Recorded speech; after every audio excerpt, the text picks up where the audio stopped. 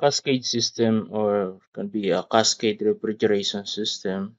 Now, for some industrial applications, so they are requiring moderately or yung very low temperatures. Now, and the temperature range, so they will be involving maybe too large for a single vapor compression refrigeration cycle to be more practical, no? Now, for a large temperature range, also means a large pressure range in a cycle that will give us a for performance for a reciprocating compressor. Now, one way of dealing with such a situation is to perform the refrigeration process in stages, and that is to have more refrigeration cycles that operate in series. So, katulad na lang ng cascade system as ay pinapakita ko dito sa figure na ito, no? So, mapapansin nyo here, we have two compressors. One is for serving, is for the very low temperature, and the one is compressor serving only on the cooling the condenser of the low temperature refrigeration cycle. Now, to prove that this system is increasing the COP, now let's try to compare it with just only a simple vapor compression system. So that's why the last time na na-solve natin, which is only using ang ginamit lang natin na load is from our evaporator is 113 kilowatt, which is already the product of an ice plant. No? Now let's try to simply use this type of situation, no? And let's see uh, how many percent or yung or let's say not percent actually, but how much is the COP increases, and also let's try to see how much is the work saving we may able to get from using a cascade system. Now, before we try to solve using yung product load, which is yung previously na from the last lecture with using a simple vapor compression system. Now let me discuss plotting muna doon sa pH diagram, no? So let's try to zoom sa pH diagram, which is yung previously that we have. So ito yon, no? Now, yung nangyayari that we have, so let me adjust the color this one. So usually, this is the system of a simple vapor compression system. Now, I will try to bisect yung operation, or let's say I will be introducing the call this the cascade system, no? So ang nangyayari is that we divide the system into two. Now, using also the same refrigerant, no? So, I will be putting here, let's say,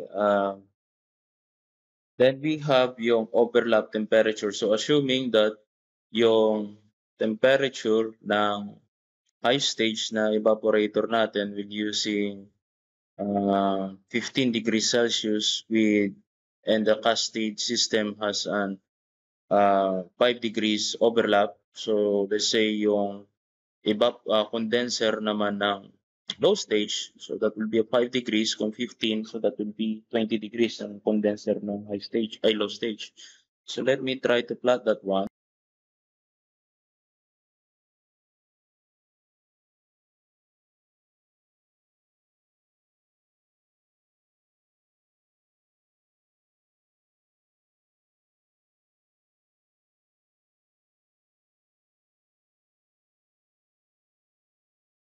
Now this is the portion which is yung evaporator ng high stage cascade system, isang refrigeration system. Now, usually, what we have here is that yung point na ito is the location of your compression. Now, we have an isentropic compression. So, papunta yan dito. Okay. So, we have the intersection here. So, I will be naming this point as my 2 prime. So, we have here the first high stage cycle. So, that will be, I'll be putting here another A to represent yung point na ito. Then A to 2 prime, then we have 3. And for this part, I'll be putting here 4 prime.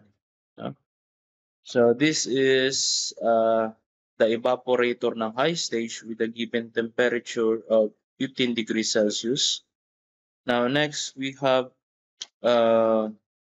yung para sa low stage naman, we have from this part, so for low stage, so usually we have a 5 degrees overlap. So if we will try to plot that one, so nandito na yan, which is 5 degrees ang overlap nila. So we have here the part of this ng low stage, no?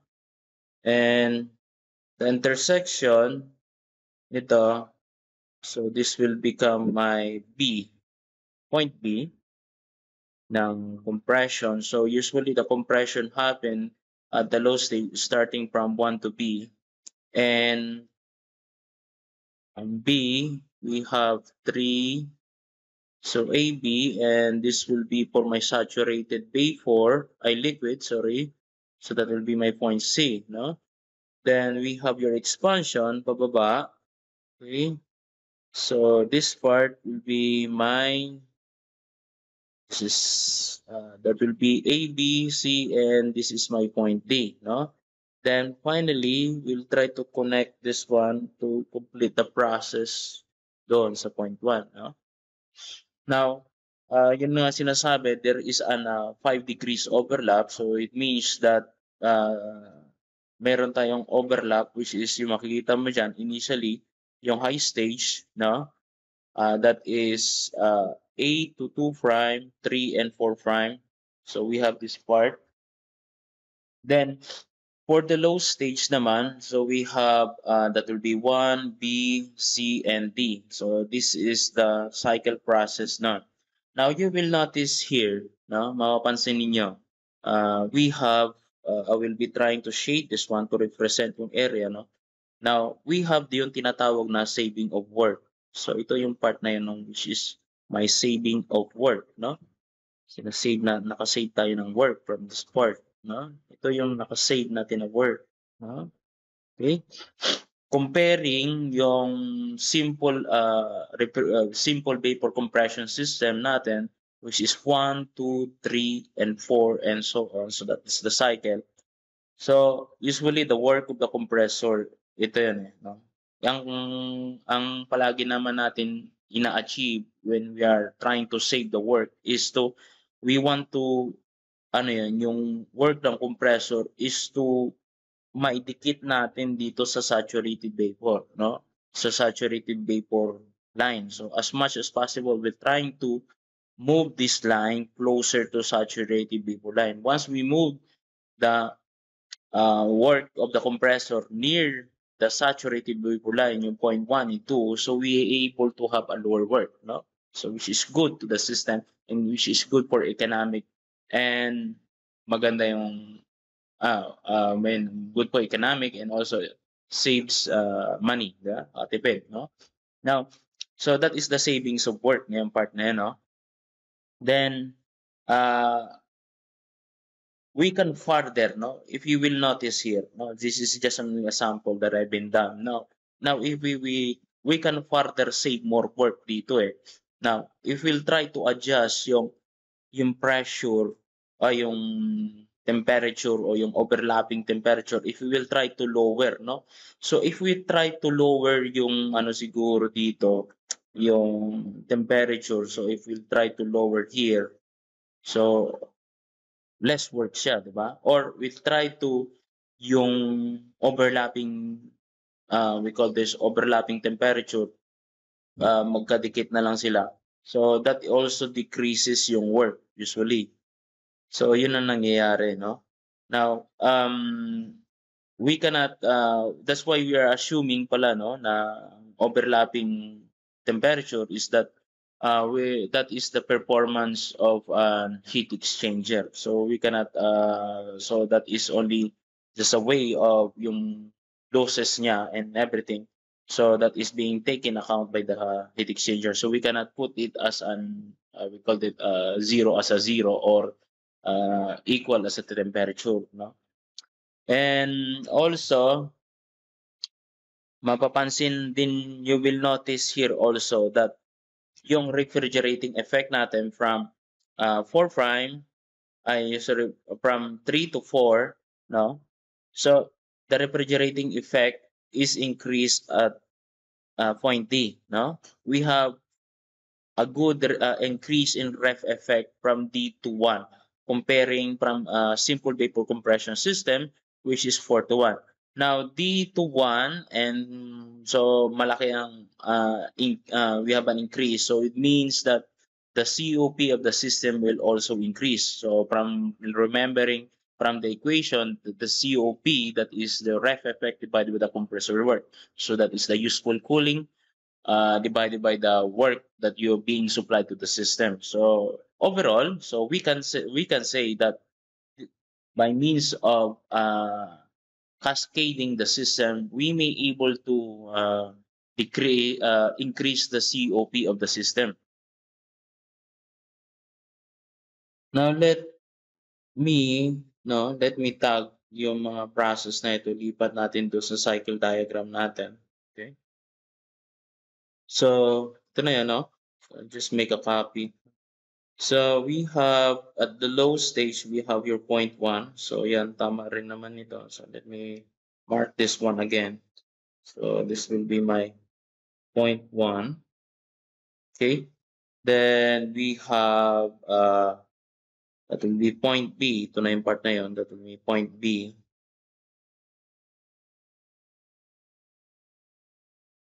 So ito na yung part ng point B ko. My point B. Then next, we have from point B, so punta tayo doon sa point C. No? So this is point C. So take note, this type of heat exchanger that is using is indirect contact. So it means that the refrigerant, no, the refrigerant of the fluid from this cycle and on this cycle, so do not mix. So hindi sila naghalo-halo, no. Mapansin niyo, this is if dito lang sila parang mukhang naghalo kasi yun na nga, because of the we're using an overlapping temperature. But in actual, if non-direct contact, not mixing type or indirect contact of an, we call this an heat exchanger or not mixing, so eventually the fluid does not mix. So just only this is for just a representation, usually because we have an overlapping temperature. No? Then this is B, C, and we go back to D. No? This is my point D. Okay. Now on this is my low stage. No, this is a low stage. So we'll name this one a low stage, and we have here your high stage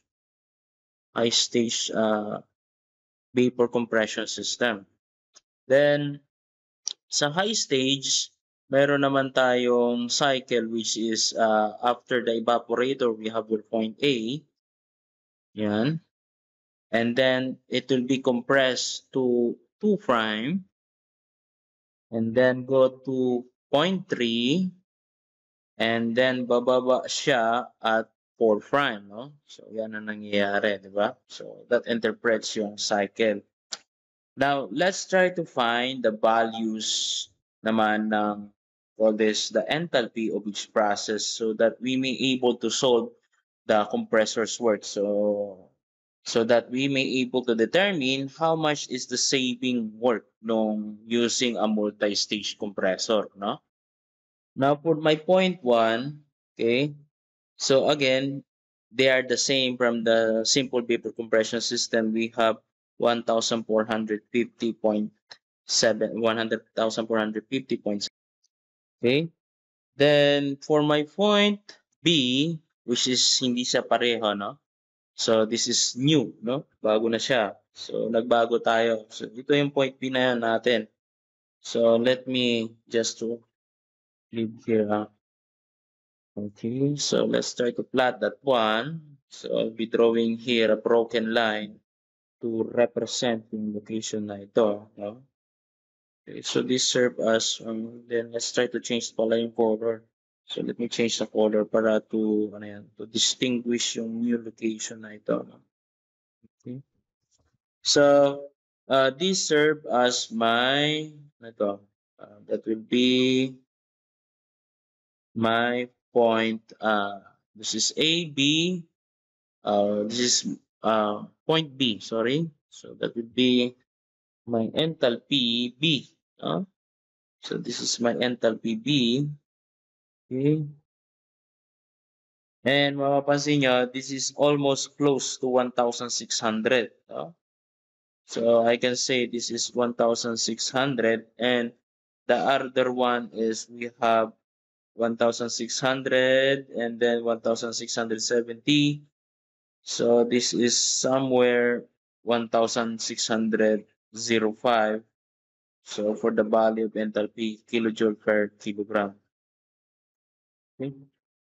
So that will be the value of your point B. Now, from the point B, then we'll go to the other value, which is my what it, enthalpy at point C, di ba?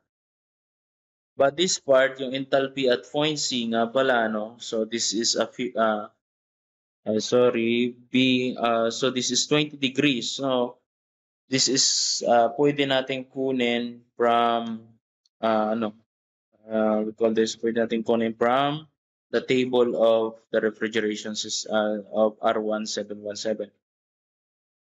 Now for table for at point C, so let's try to go to 20 degrees. So that is 20 degrees, di ba?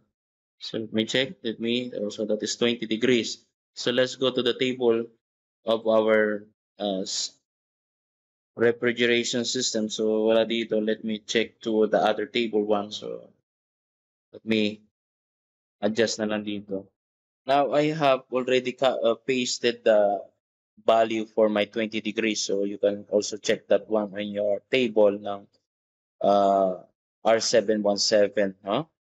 So from here, the value of my enthalpy at point C. So this is already 20 degrees, so that is already in liquid. So we have the value of 293.78.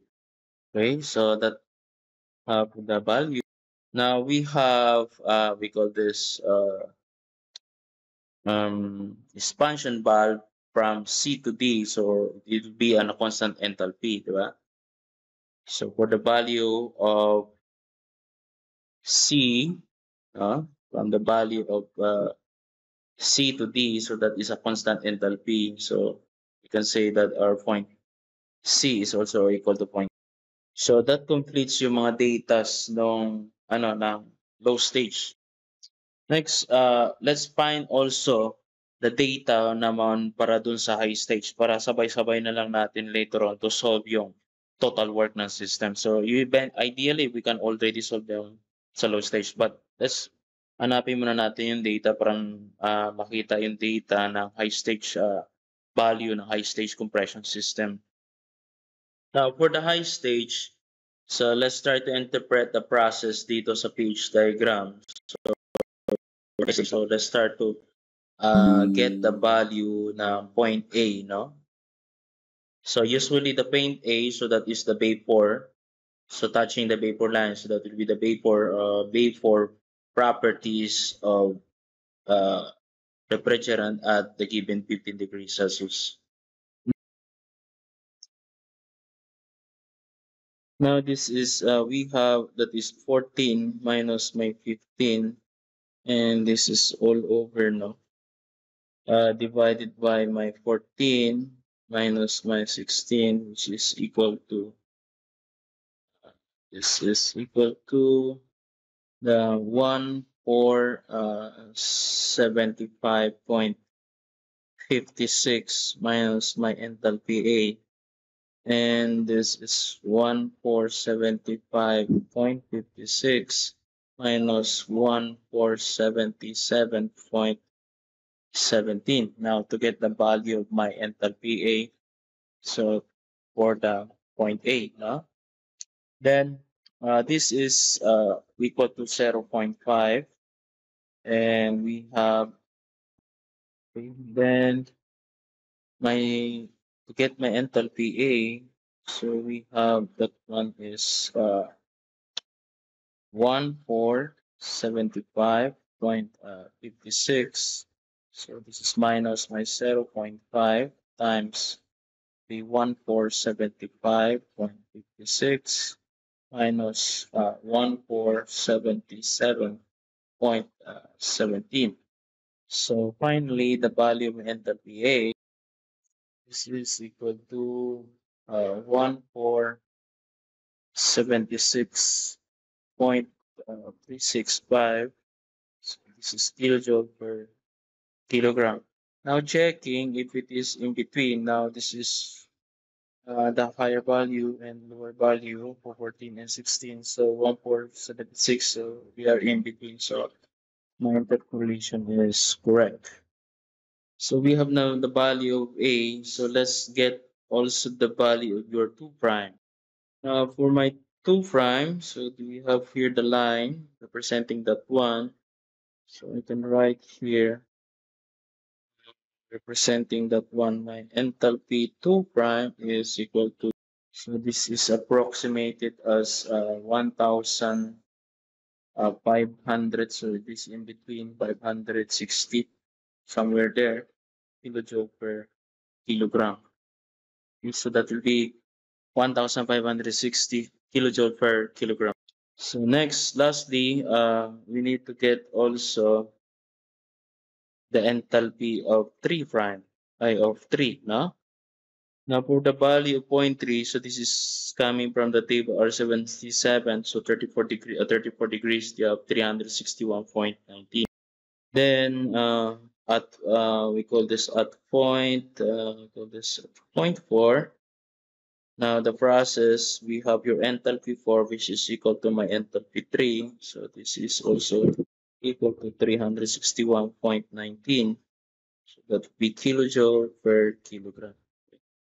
So finally, we able to get or completed the data of each point of the process of the Cascade system.